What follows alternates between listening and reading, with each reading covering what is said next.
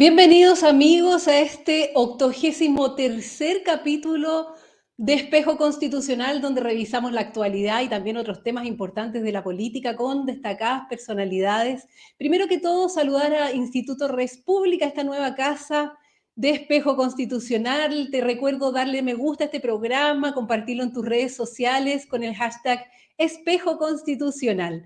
Y bueno, también búscanos en redes sociales y suscríbete a este canal del Instituto Res Pública, cliquea sobre la campanita y vas a recibir las notificaciones de cada nuevo contenido que estemos subiendo. Y bueno, pasando de inmediato a lo que viene, ¿cierto? Nuestro invitado de hoy, él es abogado, es exdiputado de la República, académico, doctor en historia, y me refiero a don Gonzalo Arenas, a quien le damos una cordial bienvenida. Gonzalo, buenos días, ¿cómo estás?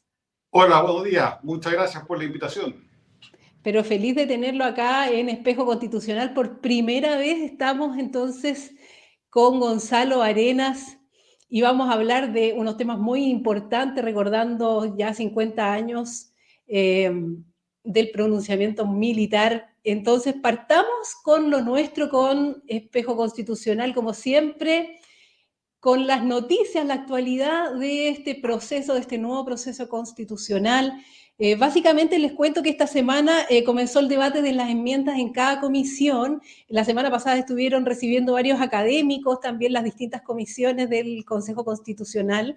Y déjenme contarle una noticia importante. Oficialismo reclama a la Corte Suprema por incorporación de nuevos capítulos al anteproyecto de la constitucional propuesto por Republicanos y Chile Vamos. El documento de 37 páginas y firmado por 14 consejeros de todos los partidos de izquierda pretende impugnar la creación de nuevos acápites, ya que a juicio de las colectividades del gobierno esto implicaría una infracción a las reglas del procedimiento que rigen al Consejo Constitucional. La reclamación será alegada por el abogado William García. ¿Qué le parece, Gonzalo, este reclamo que interponen ante la Suprema el oficialismo? Bueno, están en su derecho, así lo establecen las normas del procedimiento. Yo creo que es un tema discutible aún, pero independiente que sea discutible, yo creo que es muy mala estrategia oponerse a un tema que hoy día está tan en el debate, porque en el fondo estamos hablando de seguridad pública, estamos hablando, ¿cierto?, de orden, de autoridad. Esas son las ideas o los grandes conceptos que flotan a través de esta discusión. Entonces, creo que una mala estrategia en el sentido de dar una señal por parte de los representantes del gobierno en cuanto a cuestionar cosas que pueden aumentar la autoridad del Estado o pueden aumentar la eficacia del Estado. Y además pueden enaltecer también la función de los institutos armados y fuerzas policiales. Entonces yo creo que es una mala estrategia. No creo que sea políticamente ganador, una posición ganadora. Pero bueno, vamos a ver qué pasa después de la Suprema. Exactamente. Y la Suprema entonces podría decir que esto no va nomás, simplemente, y no se podría hacer el cambio. Podría hacerlo, efectivamente. Porque existe también esta institución del Comité Técnico de Admisibilidad, eso sería posterior entonces al proceso, ¿no? Sí, lo que pasa es que nadie ha reclamado todavía ante la Comisión de Admisibilidad, así que eso puede pasar como si nada. O sea, puede ocurrir que incluso no se apruebe nunca, o no se discuta nunca un tema de admisibilidad. Pero bueno, hay que ver cómo evoluciona. Lo importante es que todos los actores están respetando las normas del procedimiento establecido, ¿ah? Así que yo creo que eso es lo más importante, porque aunque parezca obvio, en la convención anterior no se hizo así. O sea, hubo mucha gente que quería que no se respetaran las normas establecidas y por ejemplo, tratar de hacer una convención constituyente de poder constituyente originario o ese tipo de cosas. Yo creo que hoy día ha primado la racionalidad, así que yo creo que eso es bueno. Muy bien, vamos a revisar entonces las opiniones del presidente del Partido Republicano, Arturo Esquella. Atención con ese video. Izquierda en su cruzada garantista y sin importarle la magnitud del problema que Chile tiene con la delincuencia y el narcotráfico, ha presentado un escrito ante la Corte Suprema para impedir que la propuesta constitucional consagre un capítulo especial para las Fuerzas Armadas y otro para incluir por primera vez en la historia uno destinado a la seguridad interior del país. Con esta acción debemos entender que el gobierno ideológico, a través de sus representantes en el Consejo Constitucional, ha optado por obedecer a su sesgo octubrista y frenar el impulso de seguridad que la gran mayoría de los chilenos esperamos con esperanza. Esta decisión viene a reforzar lo que vimos meses atrás, cuando el presidente de la República indultó a quienes destruyeron y quemaron el país en octubre del 2019. Las casualidades no existen. El gobierno ha optado por seguir un camino de impunidad, desprotegiendo a sus policías y perjudicando severamente lo que podría ser la última esperanza para salvar a Chile de las manos del narcotráfico y del crimen organizado. Con esta presentación entendemos por qué el gobierno no persigue ni menos expulsa a las bandas de delincuentes extranjeras que ingresan día a día al país, dejando a su suerte a miles y miles de chilenos que no pueden desarrollar sus vidas en paz. Hoy, lamentablemente, el control de las calles lo tiene la delincuencia. Depende de nosotros que vuelva a tenerlo el Estado de Chile. Llama la atención que habiendo tanto apoyo, ¿cierto?, a este tipo de iniciativas que refuercen la seguridad del país, el oficialismo recurre a la Corte Suprema. La verdad que me parece bastante sorprendente, por decirlo menos, ¿cierto?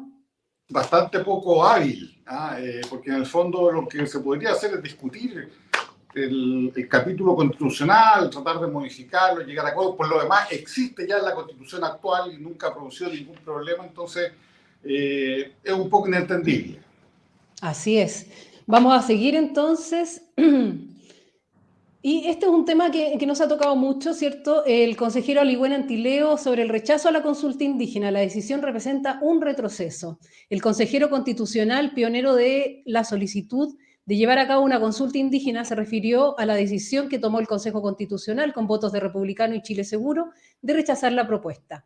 El Consejo Constitucional, con votos de Republicano y Chile Seguro, decidió rechazar la idea propuesta por el consejero constitucional Aligüen Antileo sobre realizar una consulta indígena. La oposición, siendo mayoría dentro del órgano redactor, se alineó en forma unánime para ir en contra de esta solicitud, mientras que el oficialismo por completo se mostró a favor apoyando al consejero Antileo.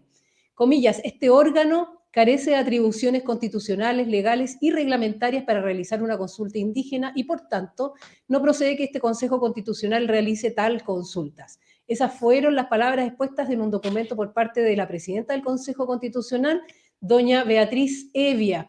Y déjenme contarles que me acaba de llegar la información. Voy a abrir acá dice. Recurso de protección, contra el Consejo Constitucional, abogados preparan recurso de protección por consulta indígena. Escrito será interpuesto ante la Corte de Apelaciones de Santiago. Dice la bajada, luego que el miércoles pasado el Consejo Constitucional resolviera por 33 de sus 50 integrantes que no tenía las facultades, no disponía de recursos y no contaba con los tiempos para realizar una consulta indígena en que los pueblos originarios manifestaran su opinión respecto del proyecto de nueva Carta Magna, expertos en temas de pueblos originarios coincidieron en la obligatoriedad de cumplir con este proceso y plantearon que no efectuarlo expone al Estado chileno, que tengo que hacer una bajada acá. Bueno, básicamente se va a presentar este recurso de protección. Se dice que hay un convenio internacional de la OIT, el 169, entiendo que obliga a que se haga una consulta indígena cuando temas le afectan a los pueblos originarios. Entonces, esa sería la reclamación que va a interponer este grupo de abogados. Bueno, pasando entonces a nuestro tema, mi estimado Gonzalo, veamos entonces lo que dice nuestra Constitución vigente respecto de lo que nos convoca hoy día, que básicamente es el derecho a expresión y lo que pasaba durante la Unidad Popular. Capítulo 3 de los derechos y deberes constitucionales, el artículo 19. La Constitución asegura a todas las personas, en el número 12 dice, la libertad de emitir opinión y la de informar sin censura previa, en cualquier forma y por cualquier medio, sin perjuicio de responder a los delitos y abusos que se cometan en el ejercicio de estas libertades, en conformidad a la ley, la que debe ser de quórum calificado. La ley en ningún caso podrá establecer monopolio estatal sobre los medios de comunicación social Toda persona natural o jurídica ofendida o injustamente aludida por algún medio de comunicación social tiene derecho a que su declaración o rectificación sea gratuitamente difundida en las condiciones que determine la ley por el medio de comunicación social que esta información hubiera sido emitida. Dice también, toda persona natural o jurídica tiene el derecho a fundar, editar, mantener diarios, revistas y periódicos en las condiciones que señale la ley, el Estado, aquellas universidades y demás personas o entidades que la ley determine, podrán establecer, operar y mantener estaciones de televisión. Habrá un Consejo Nacional de Televisión autónomo y con personalidad jurídica encargado de velar por el correcto funcionamiento de este medio de comunicación.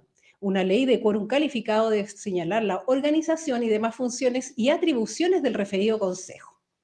La ley regulará un sistema de calificación para la exhibición de producción cinematográfica. Entonces, esa es la ley que nos rige hoy día. ¿No es así? Entonces, queríamos consultarle al profesor Gonzalo Arenas de la evolución de la propiedad de la radio durante el gobierno de la Unidad Popular. ¿Qué pasaba en ese entonces? ¿Qué pasaba hace 53 años atrás con los medios de comunicación masivos, profesor? Sí, bueno, es un tema interesante porque siempre se ha dicho que el gobierno de la Unidad Popular era un gobierno democrático, electo democráticamente y por lo tanto poco menos que en un paraíso terrenal en que vivíamos, de repente hubo un golpe de Estado. Entonces hay que señalar bien que la destrucción de la democracia en Chile comienza mucho antes del 11 de septiembre del 73. Y uno de los aspectos en donde se puede ver quizás con más claridad cómo se fue afectando la democracia es la relación que tuvo la Unidad Popular y Salvador Allende con los medios de comunicación. Eso es uno de los síntomas más claros de que estamos ¿no? en un sistema democrático. Uno es cómo se trata a las minorías por políticas y otro es cómo se trata, ¿no es cierto?, la libertad de prensa y de expresión. Y en este caso, hay que recordar que en aquella época el principal medio de comunicación era la radio. La radio era la única que llegaba a todo Chile y estaba prácticamente en todos los estratos sociales. La televisión todavía, si bien era importante, era más importante en Santiago y de determinado tipo de familias hacia arriba. Entonces, la radio era fundamental. ¿Y qué ocurrió? Como el gobierno de la Unidad Popular nunca quiso atacar a la democracia en forma directa y siempre utilizó medios indirectos, su política destinada a tratar de copar todos los medios de prensa, como lo escribe el propio expresidente Patricio Aylwin en el último libro que salió, ¿cierto?, sobre la democracia cristiana durante la Unidad Popular, tenían una estrategia y un plan de cómo hacerse con todos los medios de comunicación. ¿Y cómo lo hicieron? A través de la amenaza y la fuerza. La amenaza y la fuerza, ¿en qué sentido? En que el Estado siempre, en esa época al menos, era uno de los grandes avisadores. Por lo tanto, los recursos que entraban a la radio en esa época eran principalmente de publicidad estatal. Y además de las empresas más grandes. Bueno, ¿qué ocurrió? El gobierno de Salvador Allende apenas asumió, bajó drásticamente los gastos en publicidad en la radio, con lo cual dejó a la radio en una situación económica muy desventajosa. Y después, cuando iba estatizando o interviniendo empresas grandes, también cortaba los avisos de publicidad de esas empresas a determinadas radios. Por lo tanto, lo ahogaban económicamente por ambos lados, en el avisaje estatal y en el antiguo avisaje privado. Y eso generaba, ¿no es cierto?, que las radios quedaran un poco a merced del gobierno y el gobierno enviaba a palos blancos del gobierno para exigir que se contrataran periodistas afines con la Unidad Popular o directamente para que los dueños vendieran las radios y se las vendieran a palos blancos en el fondo que pertenecían a los partidos de la Unidad Popular y algunos eran de confianza directa de Salvador Allende. El caso más emblemático, por ejemplo, es el de la Radio Portales. La Radio Portales en aquella época era la de mayor sintonía, tenía cerca del 30% de la sintonía y por lo tanto era el principal medio de comunicación. Bueno, esa radio fue comprada por palos blancos cercanos a Salvador Allende. O sea, en los hechos, el dueño de la radio era el propio presidente de la República. que no sabemos además con qué plata las compró, porque eran radios que se pagaron, si bien a un precio mucho menor que el de mercado, sí se pagaron y por lo tanto nunca hemos sabido bien de dónde salieron esas platas.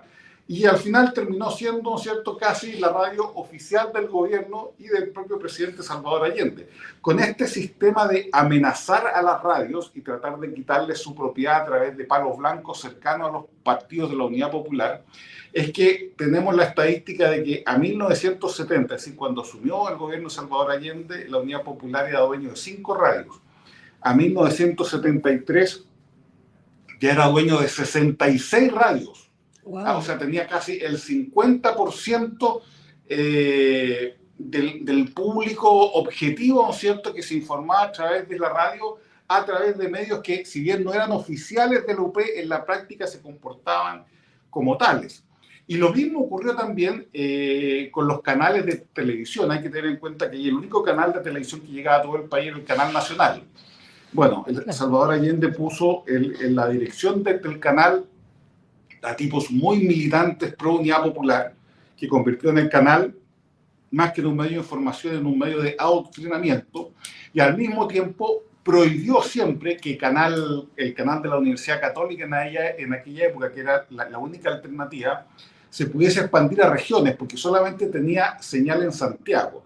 ¿Y por qué se lo negó? Porque como podía ser de oposición y nadie controlaba el canal de la Universidad Católica, no querían darle tribuna a lo largo de todo Chile. Eso es también un atentado a la libertad de prensa gigantesco, porque a través de medidas administrativas se estaba tratando de silenciar, ¿no es cierto?, cualquier opinión crítica que hubiese en el gobierno. Y otro tanto ocurría con los diarios.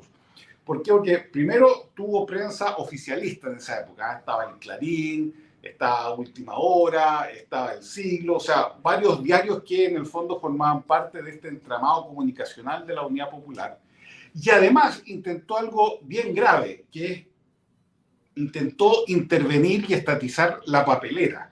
Ahora, uno podrá decir, ¿por qué puede ser tan grave la papelera con relación a los medios de prensa? Bueno, en esa época, y hasta el día de hoy, si no me equivoco, el papel de diario, el papel para producir los diarios era un papel muy especial, que necesitaba un tratamiento especial. Por lo tanto, el único proveedor de papel de diarios, de periódicos en Chile, era la papelera. Por lo tanto, si el Estado se quedaba con la papelera, podía, ¿no es cierto?, controlar la oferta de papel de diario y, por lo tanto, ahogar a todos aquellos diarios que eran opositores al gobierno. Es decir, tenemos a través de los 3 mecanismos que habían de medios de comunicación en aquella época, radio, televisión y diarios, una planificación destinada a suprimir cualquier medio de comunicación que no estuviese controlado políticamente por la Unidad Popular.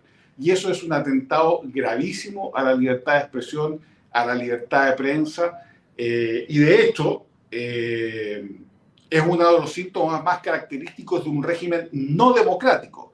Y esto fue un tema que no solamente se haya producido al final del gobierno de la Unidad Popular, sino que fue un plan que se desarrolló desde el día 1, como bien lo señala el expresidente Patricio Aylwin en su último libro sobre su experiencia en la Unidad Popular. También tenemos entonces acá una imagen de la Radio Agricultura. Bueno, se ve bien despixelado, me imagino, pero hace 50 años Salvador Allende clausura por 4ª vez la Radio Agricultura. Entonces, sí, no ese solamente... es un tema importante también, que la Radio Agricultura era una de las pocas radios de oposición y efectivamente se cerró por temas supuestamente administrativos 4 o 5 veces, la Radio Agricultura de Los Ángeles y también la de Santiago, lo cual ya es una muestra directa incluso, no es cierto, de atentado a la libertad de expresión. Y ojo, el argumento era el mismo que da hoy día el gobierno para hacer la comisión esta de desinformación. Las razones que daban en la UP era porque esta radio transmitía noticias falsas. Entonces, por lo tanto, que era necesario controlar esas noticias falsas porque se estaba engañando a la población. Claro, noticias falsas desde el punto de vista de la Unidad Popular. Claro, por ejemplo, aquí tenemos un tribuna, dice, mientras bailan con Fidel no tenemos que comer. Entonces, evidentemente que los medios de comunicación están para cuestionar, ¿cierto?, al gobierno y, bueno, a todos los poderes del Estado. Renuncia, hágalo por Chile en la segunda. Cada cual en su puesto de combate, dice El Siglo. Y aquí vemos una imagen Dice, pijama de madera quería el Perla. No, señor, usted sale vivo para que las pague.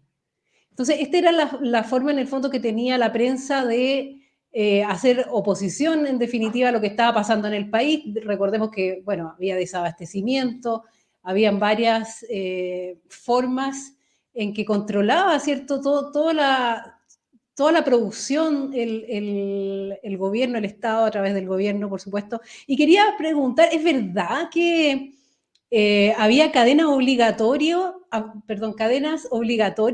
en los medios de comunicación y se había hecho mal uso del decreto supremo 4.581 del 8 de octubre del 49? Sí, porque el gobierno de la Unidad Popular, citando ese decreto, establecía que las radios tenían la obligación y los canales de sumarse a cadenas nacionales que diera el presidente. El punto es que el presidente Allende saturó el tema de cadenas nacionales, por supuesto que abusó del mecanismo, incluso hubo cadenas nacionales que duraron días enteros, por ejemplo, para el paro de los camioneros. Y se invocaba este decreto. Y el punto es que la Contraloría General de la República le dijo al gobierno que ese decreto estaba derogado por la última reforma constitucional del año 70, esta que era sobre la ley el Estatuto de Garantías Democráticas. Pero el gobierno no le importó que estuviese derogada y igual siguió tratando de imponer este decreto y las cadenas nacionales, lo cual por supuesto también era una forma de atentar en contra de la libertad de prensa gigantesca, porque si no se sometían, bueno, venía después todas las amenazas y la fuerza del gobierno en cuanto a bajar lo que era la publicidad o incluso hechos de violencia. Nosotros tuvimos en esa época grupos armados que se tomaron algunas radios de oposición porque, ¿no es cierto?, criticaban al gobierno. Entonces, como se puede ver, tenemos toda una configuración de una libertad de prensa que es más propio de un gobierno autoritario o que pinta para dictadura, más que a un gobierno democrático y comprometido con las libertades democráticas. En ese sentido, ¿usted podría afirmar que el gobierno de la Unidad Popular, con Allende a la cabeza, no era un gobierno democrático? Al final, no. Lo que pasa es que esto fue un tema progresivo. Yo creo que el proyecto político de la Unidad Popular al final no era democrático, porque buscaba destruir la democracia liberal y establecer un nuevo sistema político socialista muy distinto a la forma tradicional que tenemos de entender la democracia en Chile, a la tradición constitucional chilena. Y en la práctica, en los hechos, fue un movimiento gradual de pérdida de legitimidad democrática en la acción. Yo creo que al principio, en 1971, se dio en forma más velada, después en el 72, cuando el gobierno empezó a atacar a la Corte Suprema, a la Contraloría y al Poder Judicial, se desató aún más, y después ya en la última fase de fines del 72 y durante el 73, cuando, ¿no es cierto?, montó toda esta estrategia del Poder Popular, yo creo que ahí ya había dejado de ser una democracia viable, en el sentido de una democracia que cumple con todos los requisitos objetivos de un sistema democrático y con lo que había sido la tradición democrática chilena. Y justamente usted mencionaba que se ocupaba el mismo argumento que hoy día se está ocupando para esta comisión de la desinformación. ¿Podríamos entonces estar ante lo que está llevando adelante la ministra Vallejo a través del Ministerio de Ciencias? ¿Podríamos decir que esto también hay que poner atención? Hay que poner atención porque todos los ataques a la libertad de prensa nunca son descarados, nunca son desde un principio se cierran todas las radios o todas las cadenas de televisión, sino que siempre van paso a paso. Entonces, este es un primer paso que para mucha gente puede parecer inofensivo e incluso para algunos hasta lógico, pero cuando le dejamos al Estado o a una comisión estatal decidir qué es verdad y qué es mentira, porque en el fondo va a ser eso, ya dimos un paso prácticamente al camino sin retorno de atentar contra la libertad de prensa. Entonces, esta estrategia, igual que el UP, se va imponiendo realidades que van corriendo el cerco de a poco hasta que al final, ¿no es cierto?, viene la pérdida final de la libertad de expresión y por eso hay que ser tan drástico al principio, porque si esto no se frena desde el principio, después deriva en prácticas autoritarias que yo creo que este gobierno no tiene en mente, pero uno nunca sabe cómo evolucionan los gobiernos, porque los gobiernos no solamente son el presidente y sus ministros, sino que también son los partidos políticos que lo apoyan, y sabemos que entre los partidos políticos que lo apoyan tenemos partidos políticos que tienen una convicción democrática al menos débil. Así es, el Partido Comunista especialmente, me imagino que a eso se refiere, ¿no? Así es. De todas maneras. Bueno, y esta comisión de desinformación apunta directamente a las redes sociales. No está tocando hasta ahora, pero ya van por ustedes. Están hasta ahora, ¿cierto?, solamente medios digitales. Por lo tanto, por ejemplo, Espejo Constitucional podría verse mermado en su libertad de expresión en caso que nos impongan alguna observación o qué sé yo. Así que... Y lo más increíble es que las redes sociales son las que han permitido terminar con los monopolios de los grandes medios de comunicación. O sea, que hoy día existan muchos canales por YouTube, por redes sociales, etcétera, ha permitido democratizar la información como nunca antes. Ahora, que pueden haber o existir abusos o fake news, sí, pero esos son los costos de la libertad muchas veces. ¿Ah? La libertad, ¿no es cierto? Tiene ese problema o no el problema, tiene esa naturaleza que se puede ocupar bien o se puede ocupar mal. El punto es que mayoritariamente se ocupa bien, por lo tanto, a propósito de evitar su supuesta desinformación, arrasar con todo un sistema que ha democratizado las comunicaciones como lo han hecho las redes sociales sobre los grandes medios de prensa me parece lo más antidemocrático que puede haber. Exactamente. Además que hablamos de la ministra Vallejo, que es como ayer salía trending topic para la posteridad y que esto quede acá, hashtag Barbie Fake News. Ese era el hashtag de ayer, era trending topic, porque resulta que hemos visto tantas veces que la misma ministra, que hoy día la vemos luchando por la verdad, por la información, no sé, pues hablando tantas cosas de un centro de tortura, tantas fake news, ¿no? Dispersando tantas fake news en centro de torturas en Plaza Italia, que habían lanzado al joven del Mapocho, que se resolvió finalmente que el carabinero no tuvo que ver con ese lanzamiento. Lo mismo en el sur con los sables, ¿no? Con el malabarista que usaba sables, también esparció estas fake news. Entonces, la verdad, tendrá moral para poder instalar una comisión de esta especie. De frentón no, pero además está más profundamente la libertad de expresión que no podemos dejar conculcar. Entonces vamos a revisar algunas de las informaciones respecto de esta comisión. Dice, Comisión contra la Desinformación inició hoy su trabajo. Esto fue el 11 de julio. Ministra Echeverri asegura que tendrá plazos estrechos. La sesión constitutiva de la comisión se realizó este martes en el Ministerio de Ciencias, Tecnologías, Conocimiento e Innovación, la que estuvo encabezada por la jefa de la cartera. Ojo acá, la Cámara de Diputados aprueba proyecto de resolución para solicitar al presidente Boric revocar creación de la Comisión contra la Desinformación. La iniciativa presentada por 10 parlamentarios de la bancada UDI agrega que el reemplazo de la Comisión Asesora Presidencial se integre, comillas, un proyecto de ley de fortalecimiento y fomento de las organizaciones de verificación de hechos y de la prensa libre e independiente. Recordemos que esto fue instalado a través de un decreto supremo que obvió toda la discusión parlamentaria. Eso es a lo menos llamativo. Y veamos en el mostrador que publica el 19 de julio, Senado aprueba proyecto que pretende declarar inconstitucional la Comisión contra la Desinformación.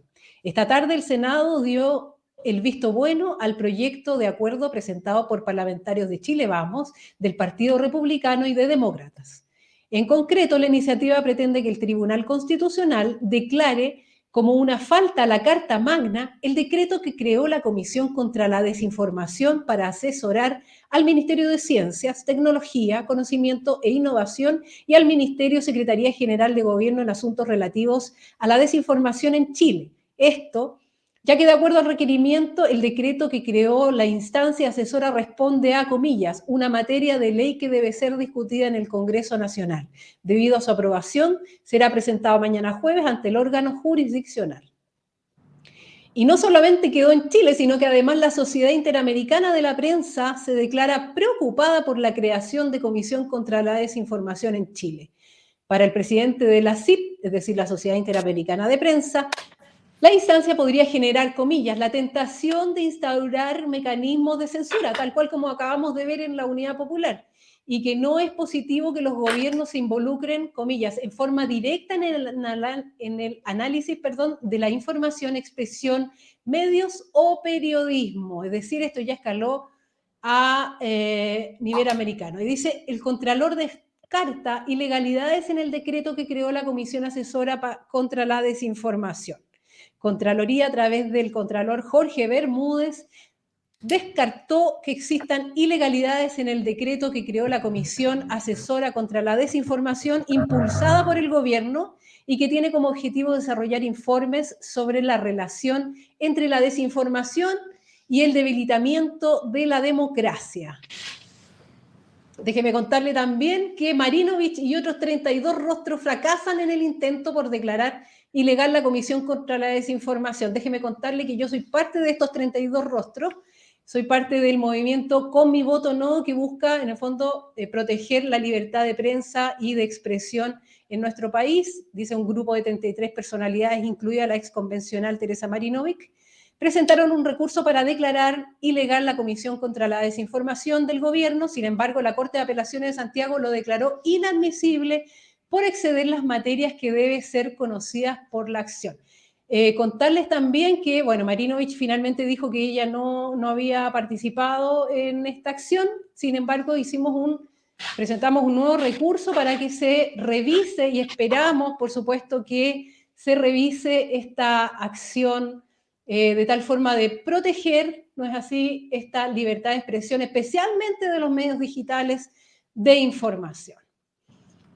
¿Qué le parece toda esta escalada? La Cámara de Diputados, el Senado, la Sociedad Interamericana de Prensa, la Contraloría, bueno, la Contraloría diciendo que no hay ningún acto ilegal, me imagino que no lo hay, pero su legitimidad deja mucho que desear. Sí, bueno, ahí primero es bueno que haya producido tanta discusión, porque significa que la gente está consciente de las amenazas que puede sufrir la democracia en temas que quizás al principio parecen un poco inofensivos. Así que yo creo que en ese punto está bien. Ahora que el Contralor, como bien tú dices, que haya tenido una postura señalando que no es ilegal, yo creo que es cuestionable eso, que no es ilegal, porque se puede argumentar que sí lo es, pero tiene el hecho que tú también decías que aquí estamos hablando de legitimidad, aquí estamos hablando de prudencia política, aquí estamos hablando de intencionalidad política. ¿Qué es lo que se pretende con comisiones de este tipo? Si va a ser solo asesor, no se entiende que se le dé esta especie como de atribución tan específica de perseguir supuestamente las noticias falsas, que se dirija hacia los medios digitales. O sea, hay temas que llaman a sospecha, más todavía cuando hay que recordar que uno de los referentes intelectuales del Frente Amplio y del presidente Gabriel Boric es Pablo Iglesias, de Podemos en España. Pablo Iglesias, desde que se retiró de la política como hace un año, está dedicado exclusivamente al tema de los medios de comunicación y a lo que él dice de cómo destruir o evitar que los supuestos medios de comunicación monopólicos atenten contra el proyecto político de la izquierda. Entonces ha lanzado una serie de posiciones, de medidas que tienen muy poco que ver con la libertad de expresión. De hecho, estuvo en Chile el año pasado, claro, si no me equivoco, en un seminario en la Universidad de Chile hablando precisamente de este tema, que va mucho más allá que una defensa, ¿no es cierto?, a las noticias falsas o no. Es toda una ideología que señala que la libertad de prensa es libre cuando habla a favor mío, pero cuando habla en contra de lo que son los intereses de la izquierda, ahí ya en realidad estamos hablando de fake news, estamos hablando de poca tolerancia, etc. Entonces ahí tenemos un tema que es muy grave de cómo se entiende el pluralismo, cómo se entiende la libertad de expresión, cómo se entiende la libertad de prensa, que es muy distinto a cómo lo entiende esta izquierda radical, a cómo lo entiende una democracia liberal normal. Exactamente. Vamos a revisar ahora el video de Santiago Pavlovich, justamente Esto fue ante la Comisión de Constitución, Legislación, Justicia y Reglamento. Santiago Pablo Istoro, conocemos, por supuesto, gran periodista nacional. Promoción de la libertad de expresión en Chile y más bien podría debilitar ese derecho. Será un organismo que no podrá legalmente, entiendo, preocuparse de las informaciones falsas divulgadas en los medios de prensa, escritos, y a menos que esté muy equivocado, tampoco analizará los contenidos periodísticos emitidos por la televisión abierta, los canales de cable y las radioemisoras. Aparentemente solo observará las informaciones falaces propaladas por las redes sociales. Es una comisión patrocinada por un gobierno, lo cual ya siembra dudas respecto de su independencia, aunque sus integrantes parezcan ser personas honorables y loables sus fines. Quizás esta instancia podría ser más aceptable si su origen hubiera sido el Parlamento o por un consorcio de universidades públicas y privadas, porque las desinformaciones efectivamente pueden tener un efecto en la vida de las personas y de la sociedad. Luego del masivo rechazo al proyecto propuesto a la ciudadanía por la Convención Constitucional, leímos y escuchamos a distintas personas, incluso miembros de esa convención, diciendo o argumentando sin antecedentes que se había perdido el proyecto debido a las fake news, es decir, a la desinformación. No recuerdo a ningún ministro o académico relevante haber enfrentado con decisión esa especie, que a mi juicio sí fue una descarada desinformación. Es decir, las desinformaciones denunciadas eran en sí mayúsculas desinformaciones, porque nos guste o no, el rechazo no fue producto de las fake news, sino de la reflexión tranquila de la ciudadanía, como antes lo fuera el plebiscito de entrada, las elecciones del presidente Boric o de los nuevos representantes populares al Congreso. Suficiente por ahora, creo que esta comisión es innecesaria, tal como está planteada, y que representa un peligro para la libertad de expresión. No creo que proteja el ejercicio del periodismo, porque el periodismo se protege con más libertad y mejor democracia. Eso es, gracias. Exactamente, la forma de protegernos de la desinformación es con más información. Programas como este, bueno, y como todo lo que está saliendo hoy día a través de YouTube especialmente, redes sociales, ¿no es así? Es lo que nos va a dar la verdad, en definitiva. ¿Qué opinión les merece, Gonzalo? Me parece espectacular la opinión de Santiago Pablo. Creo que tiene el valor de ser de un periodista que siempre ha manifestado una independencia política importante. Así que yo creo que mientras los periodistas tengan esa fuerza para denunciar, yo creo que la libertad de prensa se va a mantener. O sea, ellos son los protagonistas de la libertad de prensa y por lo tanto, ¿quién más que ellos? Llamados a evitar ciertas prácticas que además ya conocemos en otros países, que todos saben cómo empiezan, pero nadie sabe cómo terminan. Y generalmente terminan muy mal, si es que no hay una reacción por parte del resto de las instituciones, de la ciudadanía y de los mismos periodistas. Y sorprende también que el Colegio de Periodistas al respecto no ha dicho absolutamente nada. No ha presentado ningún recurso, no se ha hecho parte de ninguna acción. ¿Qué opinión le merece esa actitud del Colegio de Periodistas? Debiendo ser, ¿cierto?, ellos los paladines de la libertad de expresión, hoy día callan sorprendentemente. Bueno, es que todos sabemos que el Colegio de Periodistas está cooptado políticamente por la izquierda más dura. O sea, el Colegio de Periodistas no es una asociación gremial, es una sucursal de la izquierda más radical en Chile. Nunca ha mostrado ninguna objetividad sobre el tema de la libertad de prensa. Considera que la libertad de prensa es buena cuando favorece a la izquierda y es mala cuando favorece a los adversarios de la izquierda. Por lo tanto, yo creo que hoy día no es referente de nadie el Colegio de Periodistas. De hecho, siempre ha tenido declaraciones muy desafortunadas y creo que además que el número de afiliados que tiene son mínimos en comparación con todos los periodistas que están trabajando en los medios, y por lo tanto tiene una representatividad muy menor y una representatividad totalmente manchada, ¿no es cierto?, por una ideología que les impide ver incluso lo que es bueno o malo para los propios periodistas. O sea, están más ahí por ser activistas políticos que por ser dirigentes gremiales. Exactamente, exactamente. Vimos que apoyaron el apruebo, después apoyaron al presidente Boric. Y hoy día, ante esta situación de real peligro, guardan un silencio sepulcral. Bueno, vamos a pasar entonces a nuestra sección a favor o en contra. Aquí yo le doy un concepto y usted me dice si está a favor o en contra, justamente jugando con este plebiscito que vamos a tener el próximo 17 de diciembre. A ver, yo le voy a decir entonces el concepto y usted me dice: indulto. En contra. Paridad. En contra. Desarme de la población civil. A favor. ¿A favor por qué? No creo que las armas solucionen nada. Yo creo que además la gente, como no está preparada para usar las armas, generalmente no las utiliza bien, se las terminan robando y al final no termina dando más armas a los delincuentes. Creo que no es la solución. Estado social y democrático de derecho.